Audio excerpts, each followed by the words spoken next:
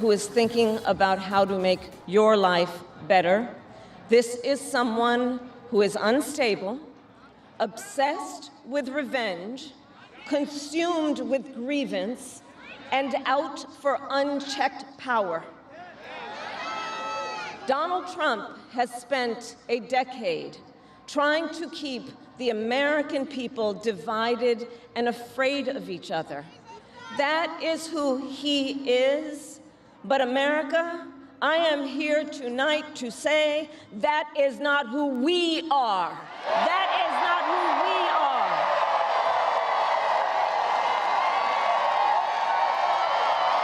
That is not who we are. You see, what Donald Trump has never understood is that e pluribus unum, out of many, one, isn't just a phrase on a dollar bill. It is a living truth about the heart of our nation. Our democracy doesn't require us to agree on everything. In fact, we like good arguments from time to time. Just think of your own family, right? It's not the American way to not have disagreements. We don't shy away from robust debate. In fact, we like a good debate, don't we? We like a good debate. And the fact that someone disagrees with us does not make them the enemy within. That's right. They are family, neighbors, classmates, co-workers. They are fellow Americans. And as Americans, we rise and fall together.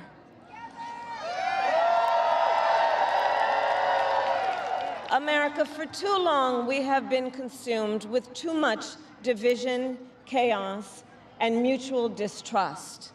And it can be easy then to forget a simple truth. It doesn't have to be this way.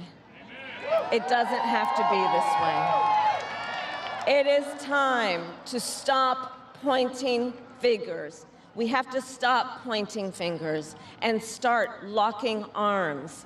It is time to turn the page on the drama and the conflict, the fear and division. It is time for a new generation of leadership in America.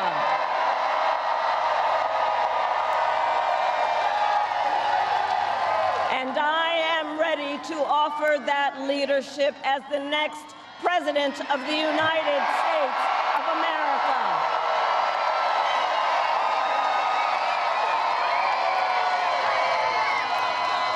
Now look, let me say, I recognize this has not been a typical campaign.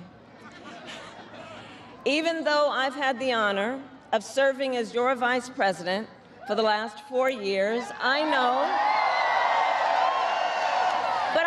that many of you are still getting to know who I am. Well, let me tell you, I am someone who has spent most of my career outside of Washington, D.C., so I know that not all the good ideas come from here. I am not afraid of tough fights against bad actors and powerful interests, because for decades, as a prosecutor and a top law enforcement officer of our biggest state, I won fights against big banks that ripped off homeowners, against for-profit colleges that scammed veterans and students, against predators who abused women and children, and cartels that trafficked in guns, drugs, and human beings. And I did this work because for as long as I can remember, I have always had an instinct to protect. There's something about people being treated unfairly or overlooked that frankly just gets to me. I don't like it. It's what my mother instilled in me, a drive to hold accountable those who use their wealth or power to take advantage of other people. The drive to protect hardworking Americans who aren't always seen or heard and deserve a voice. And I will tell you that is the kind of president I will be.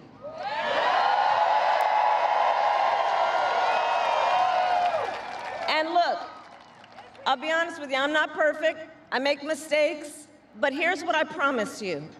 I will always listen to you, even if you don't vote for me. I will always tell you the truth, even if it is difficult to hear. I will work every day to build consensus and reach compromise to get things done. And if you give me the chance to fight on your behalf, there is nothing in the world that will stand in my way.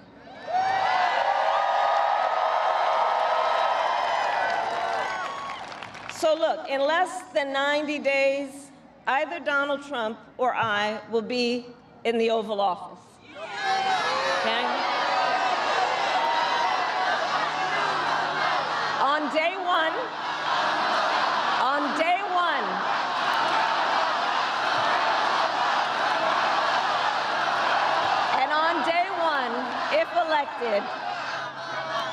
On day one, if elected, Donald Trump would walk into that office with an enemies list. When elected, I will walk in with a to-do list full of priorities of what I will get done for the American people. And I will work with everyone, Democrats, Republicans, and independents, to help Americans who are working hard and still struggling to get ahead. I have been honored to serve as Joe Biden's vice president. But I will bring my own experiences and ideas to the Oval Office. My presidency will be different because the challenges we face are different. Our top priority as a nation 4 years ago was to end the pandemic and rescue the economy. Now, our biggest challenge is to lower costs that were rising even before the pandemic and that are still too high. I get it. I still remember our mother sitting at that yellow Formica table, late at night, cup of tea in hand, a pile of bills in front of her, trying to make it all work. And I've heard from so many of you who are facing even greater financial pressures. Donald Trump's answer to you is the same as it was the last time. Another $1 trillion in tax cuts for billionaires and big corporations. And this time, he will pay for it with a 20% national sales tax on everything you buy that is imported. Think about it. Clothes, food, toys, cell phones. A Trump sales tax that would cost the average family nearly $4,000 more a year. And on top of that, you will pay even more if Donald Trump finally gets his way and repeals the Affordable Care Act, which would throw millions of Americans off their health insurance and take us back to when insurance companies had the power to deny people with pre-existing conditions. Well, we are not going back. We are not going back.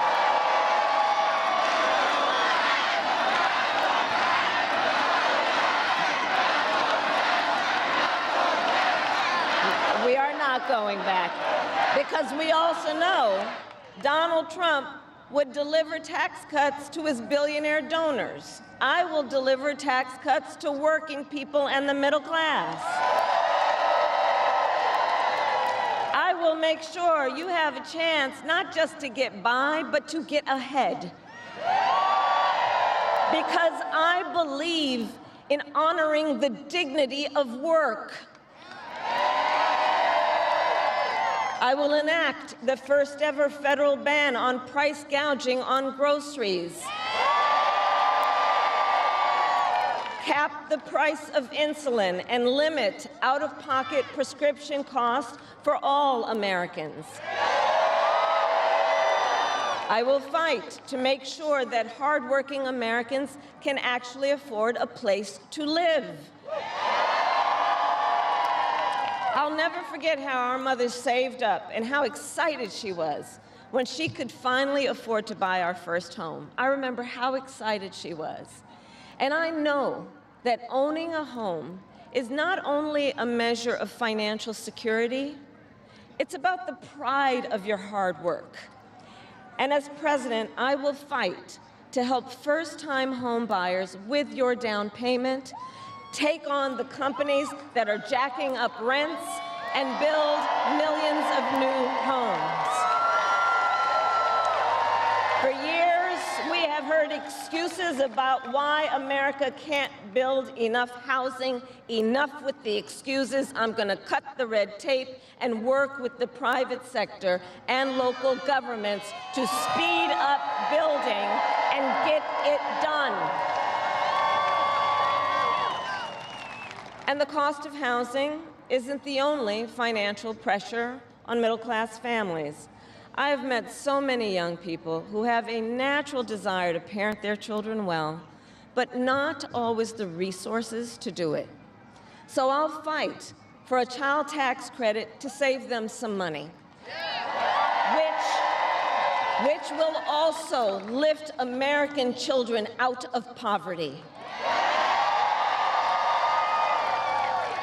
I'll work to lower the cost of childcare, which is out of reach for too many working families today. And for too many people in the sandwich generation who are raising young children and taking care of a parent, juggling all of it is extremely difficult. You know, I took care of my mother when she got sick, cooking food that she had a taste for, finding clothes that would not irritate her skin. And understand, as I do, that caregiving is about dignity. It is about dignity. And currently, if you need home care and you don't have some money to hire someone, you and your family need to deplete your savings to qualify for help. That's just not right. So we're going to change the approach and allow Medicare to cover the cost of home care so seniors can get the help and care they need in their own homes. Now, Donald Trump has a different approach. He tried to cut Medicare and Social Security every year he was president. Look, I believe that when people have worked hard their entire life, they deserve to retire with the benefits they have earned. And I believe in the fundamental freedom of Americans to make decisions about their own bodies and not have their government tell them what to do.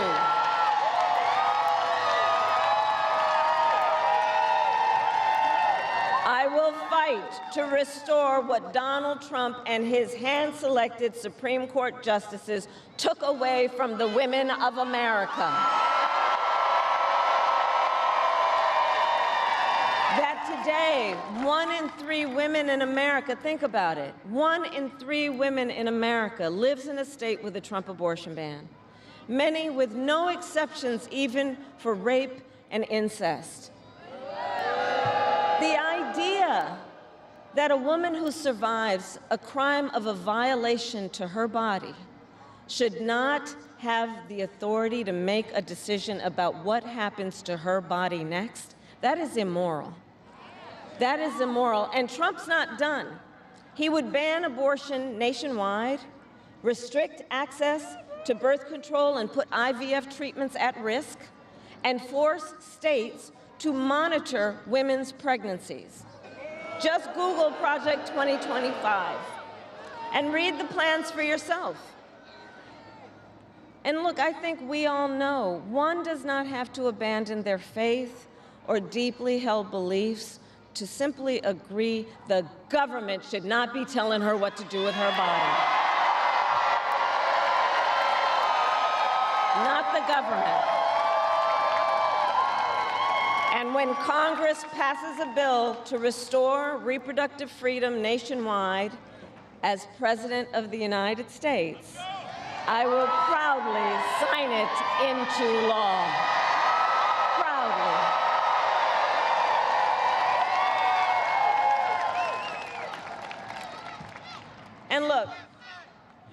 On another subject, politicians have got to stop treating immigration as an issue to scare up votes in an election, and instead treat it as the serious challenge that it is that we must finally come together to solve. I will work with Democrats and Republicans to sign into law the border security bill that Donald Trump killed. When I was Attorney General of a border state, I saw the chaos and violence caused by transnational criminal organizations that I took on. And when I am president, we will quickly remove those who arrive here unlawfully, prosecute the cartels, and give Border Patrol the support they so desperately need. At the same time, we must acknowledge we are a nation of immigrants. And I will work with Congress to pass immigration reform, including an earned path to citizenship for hardworking immigrants like farm workers and our dreamers. As Commander-in-Chief, I will make sure America has the strongest, most lethal fighting force in the world. Donald Trump, on the other hand, has shown his contempt for our nation's heroes, calls them suckers and losers, called a 4-star Marine general a, quote, lowlife. I will always honor, never denigrate, the service and sacrifice of our troops and their families, and fulfill our sacred obligation to care for them. I will strengthen, not surrender, America's global leadership. And I will stand with our friends because I know that our alliances keep American people safe and make America stronger and more secure. Look, world leaders think that Donald Trump is an easy mark, easy to manipulate with flattery or favor. And you can believe that autocrats like Putin and Kim Jong-un are rooting for him in this election. I will always uphold our security, advance our national interest, and ensure that the United States of America remains, as we must forever be, a champion of liberty around the world.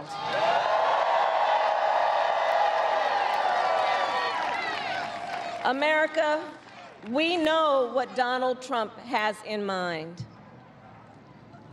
More chaos, more division, and policies that help those at the very top and hurt everyone else. I offer a different path, and I ask for your vote.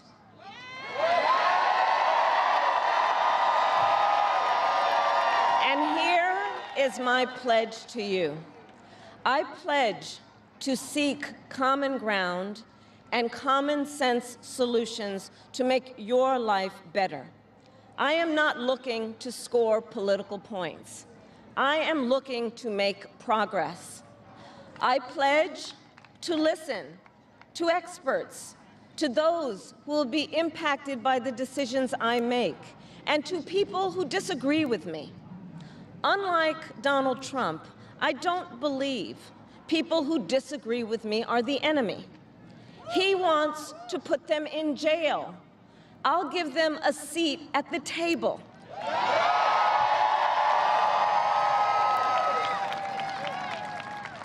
I pledge to you to approach my work with the joy and optimism that comes from making a difference in people's lives.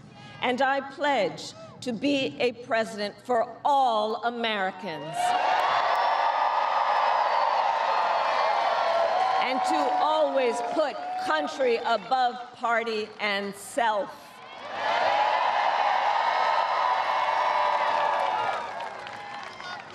I love our country with all my heart. And I believe in its promise because I've lived it. I grew up as a child of the Civil Rights Movement. My parents would take me to marches in a stroller, where crowds of people of all races, faiths, and walks of life came together to fight for the ideals of freedom and opportunity. I've lived the promise of America. I saw how hard our mother worked to give her daughters the same chances this country gave her. Growing up, I was blessed to have family by blood and family by love, who instilled in me the values of community, compassion, and faith that have always defined our nation at its best. I've lived the promise of America. I've spent my life fighting for the people who have been hurt and counted out, but never stopped believing that in our country, anything is possible. I've lived the promise of America, and I see the promise of America in all of you. In all of you. I see it in the young people who are voting for the first time, who are determined to live free from gun violence and to protect our planet and to shape the world they inherit. I see it in the women who refuse to accept a future without reproductive freedom. And the men who support them. I see it in Republicans who have never voted for a Democrat before, but have put the Constitution of the United States over party. I've seen it in Americans different in many respects, but united in our pursuit of freedom, our belief in fairness and decency, and our faith in a better future. America, I know the vast majority of us have so much more in common than what separates us. I know it. And that's why I am in this race, to fight for the people, just like I always have.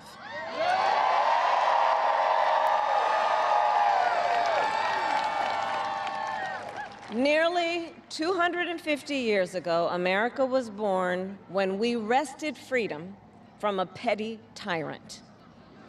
Across the generations, Americans have preserved that freedom, expanded it, and in so doing, proved to the world that a government of, by, and for the people is strong and can endure.